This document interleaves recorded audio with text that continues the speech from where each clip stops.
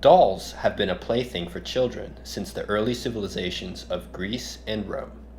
Modern doll manufacturing dates from 15th century Germany. Doll making is a complicated multi-step process requiring many manufacturing techniques. First, a student prepares a cardboard mold by tracing a paper template onto the cardboard. Then, the student uses box cutters to cut the cardboard mold out of a cardboard sheet. Additional pieces of cardboard are glued to the mold.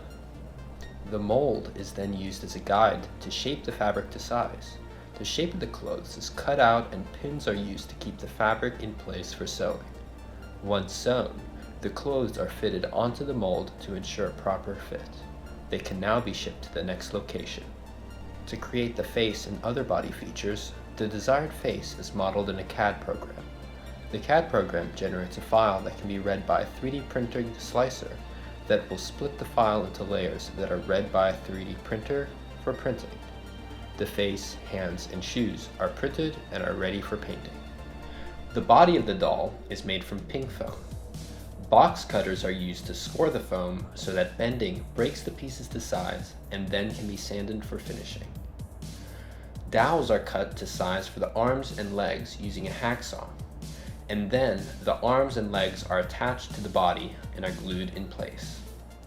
Now the body is ready for a coat of paint. Paint is applied in even coats using a spray can, and once dry, the doll can be assembled. At the end, we have a fully assembled doll ready for playtime. No, I knew that was gonna happen, JJ. The doll's fine. Really? Yeah. How is it fine?